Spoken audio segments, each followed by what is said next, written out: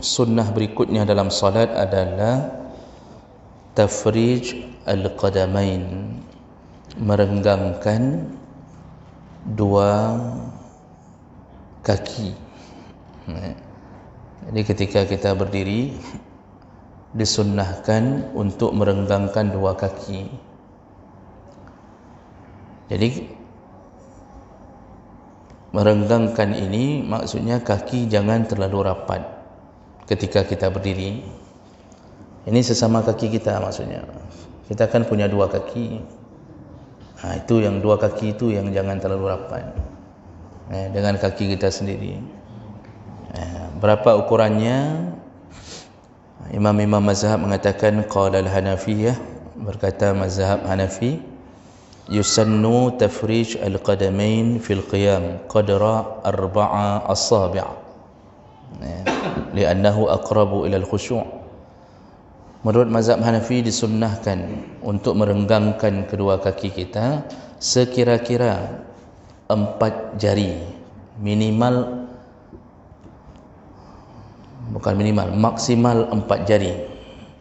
Jadi kalau kita taruh jari di sini, berarti kaki yang kanan dan kiri di tengahnya harus ada 4 jari maksimal. Itu sudah enggak boleh lagi lebih dekat, itu sudah maksimal itu. 4 jari begini. Ini menurut mazhab Hanafi. Hina wa qiblah hunun, hina wa qiblah wi. Harus ada kosong di tengahnya 4 jari.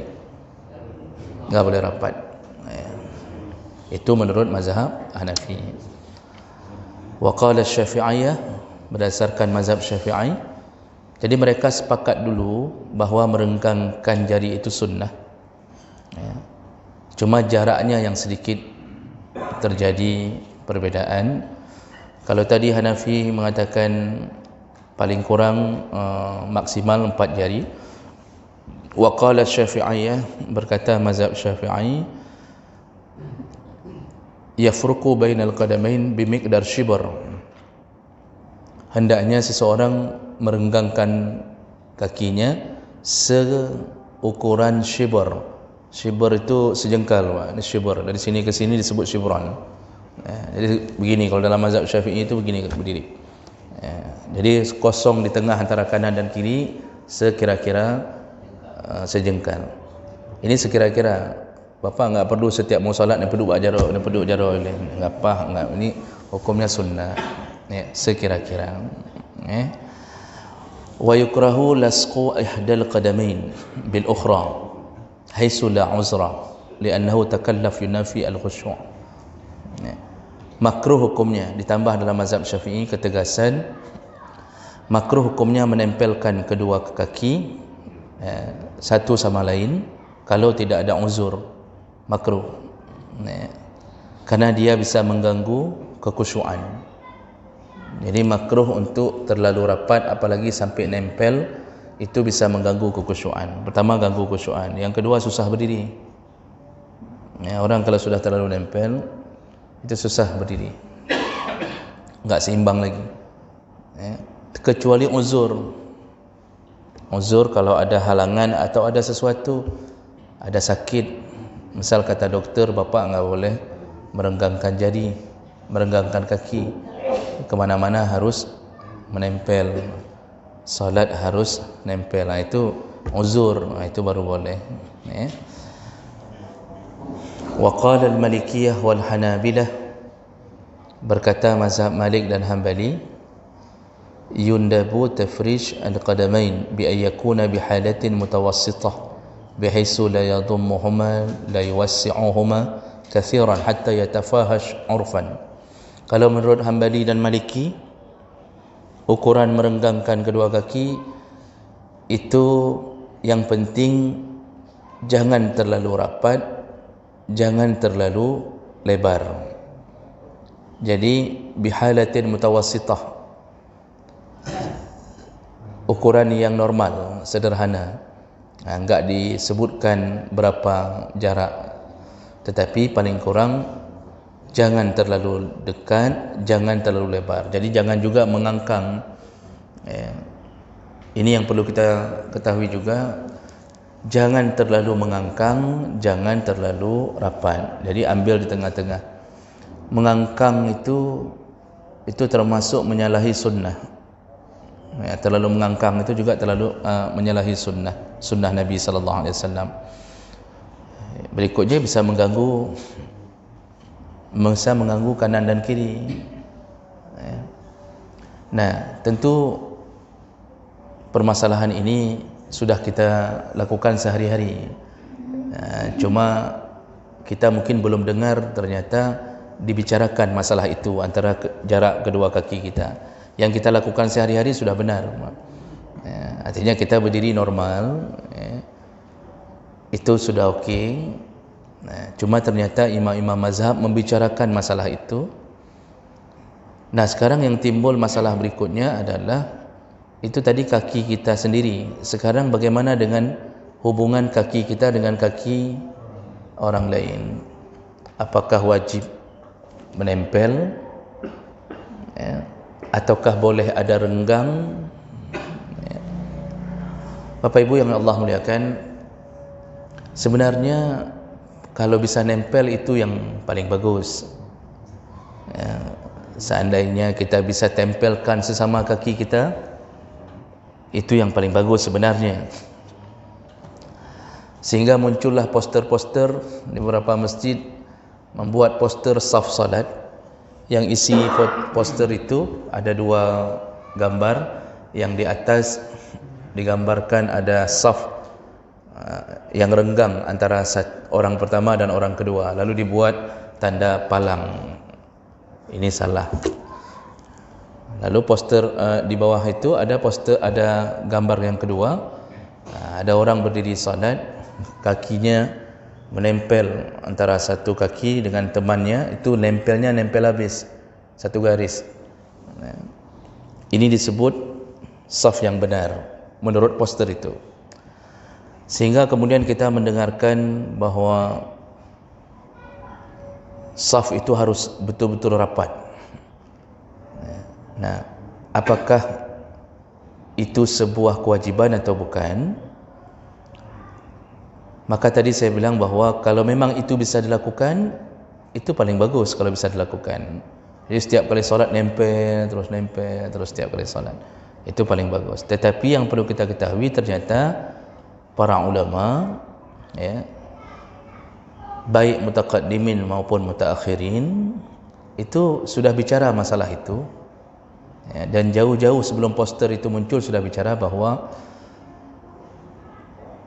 yang afdal begitu, tetapi bukan sebuah kewajiban harus nempel. Bukan sebuah kewajiban. Malah kalau Ibnu Hajar Al-Asqalani menyebutkan, kalau dikhawatirkan dengan menempel mengganggu kekhusyuan, maka lebih baik tidak nempel. Kadang-kadang kita kalau terlalu nempel, geli gimana gitu. Jadi kenang kulit dengan kulit samping kanan itu kan agak geli-geli, apalagi kalau kita lihat dia punya kurap. Itu lebih geli lah, berat geli kalau punya kurap samping. Dari mana kita tahu dia punya kurap? Waktu rukuk. Kita sibuk dengan kurap orang lain. Jadi kalau kira-kira mengganggu kekhusyuan gara-gara nempel, tidak bisa khusyuk lagi karena tidak merasa nyaman berdiri dengan nempel, maka di saat itu tidak ada kewajiban untuk menempelkan. Yang penting yang harus dijaga adalah jangan memberi ruangan ke syaitan yang menjelma menjadi seekor anak kambing hitam ketika kita salat. Itu yang patut kita jaga. Jangan memberi ruang syaitan bisa masuk di antara celah saf yang ukurannya sekira-kira bisa dilewati seekor anak kambing hitam. Karena kata Rasulullah, setelah Rasulullah menyebutkan saf rapat, rapi, wasaddu al-khilal, yang ada celah rapatkan, kata Rasulullah, karena aku melihat syaitan menjelma menjadi anak kambing hitam. Anak kambing, Pak, itu sebesar kucing. anak kambing itu sebesar kucing. Jadi jangan izinkan syaitan masuk ke celah. Itu saja ukurannya. Jadi boleh tidak nempel, tapi jangan sampai celahnya bisa masuk kira-kira kucing tadi. Tapi yang dijelma anak kambing hitam, karena syaitan suka menjelma kepada binatang-binatang, tapi khasnya warna hitam. Khasnya warna hitam. Makanya dalam hadis-hadis ketika bicara tentang penjelmaan syaitan, itu selalu dia menjelma anjing hitam, ular hitam, kucing hitam. Tapi pada binatang, kalau pada orang tidak. Jadi jangan mengira yang hitam-hitam jin mendum. Malah yang hitam-hitam biasanya hatinya putih. Biasanya. Karena hana andalan lain kan. Jadi Bapak Ibu, maka Allah Subhanahu wa taala, ini yang harus dijaga. Ini yang harus dijaga. Jangan terlalu lebar pemisah antara kita dengan teman samping. Karena pertama, mengurangi pahala, kesempurnaan pahala salat. Karena Rasulullah mengatakan tentang saf rapat rapi. Kata Rasulullah, rapat rapi, jangan berserak.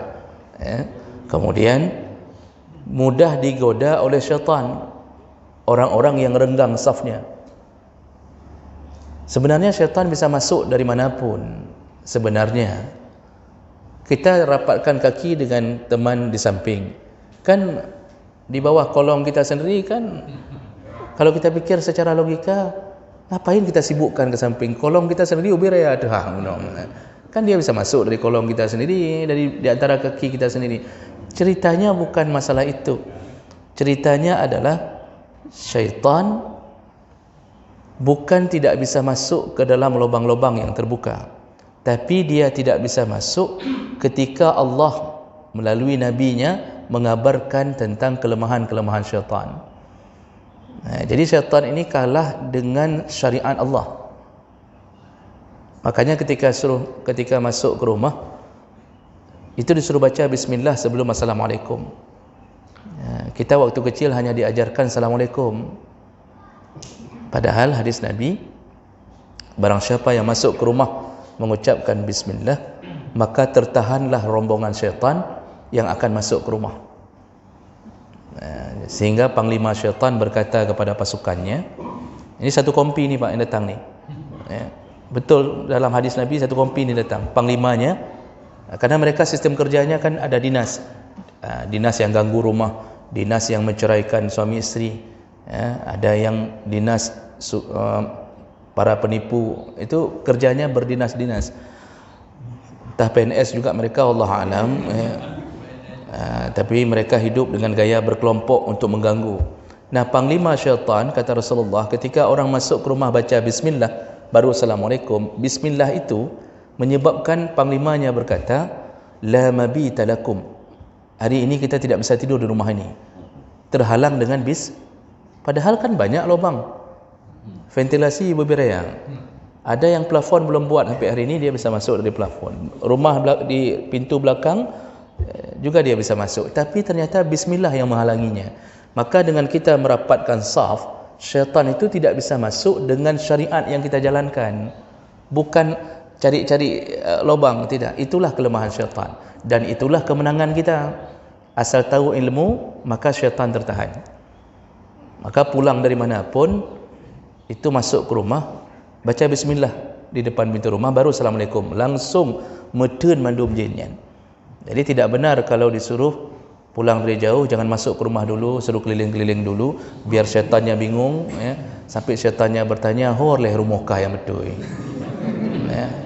ilung kahek ku ikut.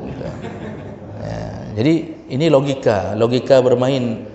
Nasihat orang tua dulu, kalau pulang dari jauh malam-malam terutama, itu jangan masuk langsung ke rumah, suruh keliling-keliling dulu. Udah pulang dari jauh, suruh keliling-keliling lagi. Itu logika itu bermain dengan logika manusia, dan tujuannya untuk menyebabkan syaitan bingung yang mana rumah. Jadi seakan-akan lah aib ku apreh li Tak mau saya tunggu lagi, saya pulanglah, kata syaitan. Baru disuruh masuk ke rumah, syaitannya udah pulang. Itu logika kita bermain. Itu sekaligus melecehkan syaitan. Jadi mengira bahawa nyan model tak kira bangai jin. Padahal jin itu tidak bangai begitu. Jurusnya dari Nabi, baca bismillah. Jadi kalau mau salat tidak diganggu dengan memori-memori yang dibawa oleh jin dan syaitan, maka rapatkan saf. Ini mengurangi tipu daya syaitan dalam salat. Kalau tidak, maka yang terjadi adalah syaitan akan datang kembali setelah azan iqamah, lari sekencang-kencangnya, lalu dia kembali. Ketika dia melihat ada saf yang longgar, dia masuk, kata Rasulullah, ini hadis, menjelma menjadi seekor anak kambing. Apa yang dia lakukan? Dia akan berbisik ke telinga dan di kepala, yuwaswis, sekaligus di hati kepada orang yang safnya renggang ini. Dia akan mengatakan zakir kaza. Jadi bahasa Nabi langsung dalam hadis. Dia akan mengatakan ingat ini, ingat itu. Makanya kita, kenapa waktu salat teringat semua teringat. Memori sudah 7 tahun itu keluarnya di waktu salat. Kenapa waktu di luar salat kita enggak ingat? Karena memori kita diangkat oleh syaitan, disuruh ingat-ingat. Dia yang menyuarakan dalam hati. Maka teringatlah segala macam kejadian. Waktu tsunami kita lari ke mana, kemudian waktu ribut sama isteri, waktu setahun pertama pernikahan, dia minta cerai, alhamdulillah belum kita ceraikan, sempat kita ceraikan, susahnya dapat isteri yang kedua. Begitu-begitu teringat, semua teringat. Jadi ini permainan syaitan. Jadi kalau begitu, saf tetap disuruh rapat dan rapi, tapi tidak ada kewajiban untuk menempelkan, apalagi sampai mengganggu kekhusyuan. Baik. Satu lagi untuk pagi ini. Jadi itu sunnahnya, merenggangkan kaki di antara dua kaki sendiri, jangan terlalu rapat. Berikutnya, sunnah berikutnya yaitu qiraatu suratin ba'dal Fatihah. Sunnah hukumnya membaca surat-surat dari Al-Quran setelah bacaan Al-Fatihah.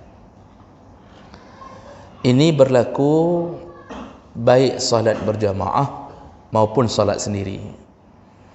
Ada orang yang mengira ini berlaku hanya salat jamaah. Malah kalau salat jamaah, makmum enggak disuruh baca. Kecuali pada salat sir. Salat jahar, makmum hanya disuruh dengarkan bacaan surat imam. Tapi kalau salat sendiri, itu semua salat disuruh baca, baik sir maupun jahar. Jangan biasakan habis Al-Fatihah langsung rukuk, Pak. Nedang lasiat. Walaupun yang kita baca sependek-pendeknya surat. Favorit kita rakaat pertama qul huwallahu ahad. Rakaat kedua inna a'taina, atau sebaliknya. Boleh. Tidak mengapa. Istiqamah saja dengan itu sampai 30 tahun, 40 tahun cuma itu. Ketika ditanya hafalan, apa? Al-Ikhlas dengan Al-Kautsar. Yang lain enggak bisa. Okey, tidak mengapa. Yang penting ada bacaan setelah Al-Fatihah. Karena kadang-kadang orang terbiasa enggak baca. Habis Al-Fatihah, amin, langsung rukuk. Ini kebiasaan ini dari kecil biasa dibawa. Sehingga tidak terbiasa untuk berdiri dulu sebentar. Padahal itu sunnah yang Nabi tidak pernah meninggalkannya setelah Al-Fatihah. Dan surat ini sunnahnya dibaca dalam 2 rakaat pertama saja. Rakaat 1 dan rakaat kedua. Min kulli salat, dalam setiap salat, baik salat fardu maupun salat sunnah. Kalau dia salat dalam keadaan jahar, maka dia menjaharkannya. Artinya kita ini kalau salat sendiri di waktu jahar, maghrib, isya, subuh, itu tetap sunnah mengangkat suara sedikit walaupun salat sendiri. Misal kita salat di rumah Pak sendiri, kebetulan enggak bisa ke masjid, itu tetap yang dimaksud dengan mengangkat suara di waktu jahar itu berlaku dalam salat jamaah, juga berlaku pada salat sendiri. Jadi kita tetap disuruh jahar. Jadi waktu jahar itu dilakukan kapanpun, di situ kita angkat suara. Makanya surat itu tadi dibaca di waktu solat jahar atau dibaca sir di waktu solat sir. Duhur, asar, 2 rakaat pertama itu baca surat-surat dari Al-Quran setelah Al-Fatihah. Dan ini adalah amalan Nabi SAW. Abu Qatadah yang meriwayatkan berkata anna Nabi SAW kana yaqra'u fi raka'atain al-awlayain min ad-dhuhr bi Fatihatil Kitab wa suratain. Rasulullah itu kalau salat maka dia selalu membaca surat setelah salat fardu. Di sini contohnya salat duhur, habis baca Al-Fatihah, Rasulullah membaca surat dalam Al-Quran. Yatulu fil ula, kebiasaan Nabi adalah memanjangkan surat tersebut, mencari surat yang panjang di rakaat pertama, wa yaksuru fis tsaniyah, dan dia memilih surat yang lebih pendek di rakaat kedua. Jadi ini juga menjadi pelajaran bagi kita imam. Itu rakaat pertama sunnah lebih panjang daripada rakaat kedua, karena ini akan membawa psikologi makmum di belakang. Imam kalau baca rakaat pertama panjang, panjang dalam solat fardu, itu jangan menyiksa. Jadi panjangnya sekira-kira nampaknya panjang bagi makmum yang malas salat, itu wajar. Makmum yang malas salat, apapun kita baca dia terasa panjang. Tapi paling kurang surat-surat yang ada dalam juz 30, contohnya Iqra bismi rabbikal ladzi khalaq, kemudian sabbih isma rabbikal a'la, itu ukuran-ukuran itu. Hal ataka hadisul ghasyiyah, itu ukuran-ukuran untuk salat fardu, Pak. Itu ukurannya. Karena Nabi pernah menegur Muaz bin Jabal gara-gara salat fardu membaca Al-Baqarah. Muaz bin Jabal pernah jadi imam di kampungnya. Dia enggak salat masjid Nabi, tapi dia jadi imam di kampungnya, Dia baca surah Al-Baqarah. Lalu ada satu orang enggak tahan, melakukan mufarakah, berpisah dari imam, salat sendiri di belakang. Dia langsung berpisah dari imam, dia salat sendiri di belakang. Rupanya dilaporkan oleh sahabat lain tentang orang ini, sahabat ini yang enggak mau lagi mengikuti Muaz di tengah salat. Apa kata Muaz? Innahu munafiq, dia itu orang munafik. Muaz mencela orang yang keluar dari salat gara-gara tidak mau bersama imam. Padahal dia keluar karena terlalu panjang. Karena terdengar berita ini ke telinga orang itu, bahwa dia disebut munafik oleh Muaz bin Jabal, dilapor ke Rasulullah. Dilapor ke Rasulullah. Lalu Rasulullah memanggil Muaz. Ternyata yang kena marah adalah Muaz. Rasulullah bertanya ke Muaz, aturidu an takuna fattanan? Muaz, kamu ingin menebar fitnah? Kamu ingin engkau menjadi fitnah? Artinya, kenapa engkau buat fitnah ini? Kenapa engkau buat menjadi sebuah fitnah besar di kalangan kaum muslimin? Lalu Rasulullah menasihati Muaz dengan mengatakan, seharusnya kalau engkau salat fardu, bacalah hal ataka hadisul ghasyiyah, sabbih isma rabbikal a'la, Iqra, al-alaq, dan seterusnya. Itu ukuran-ukurannya. Jadi imam kalau salat, panjangkan rakaat pertama, pendekkan rakaat kedua. Karena ini mengganggu psikologi makmum. Karena kalau sudah panjang rakaat pertama, tiba-tiba dipanjangkan lagi rakaat kedua, ini makmum terganggu. Karena dari tadi dia memang sudah merasa lelah, begitu ditarik sekali lagi lebih panjang lagi, itu makmum itu akan berjanji tidak mau salat jamaah lagi, dan ini fitnah untuk makmum. Nah, begitu amalan Nabi sallallahu alaihi wasallam. Baik, ini dulu yang perlu kita fahami tentang seputar sunnah solat. Masalah bacaan surat ini ada beberapa pembahasan panjang, tapi insya-Allah kita lengkapkan di pertemuan yang akan datang.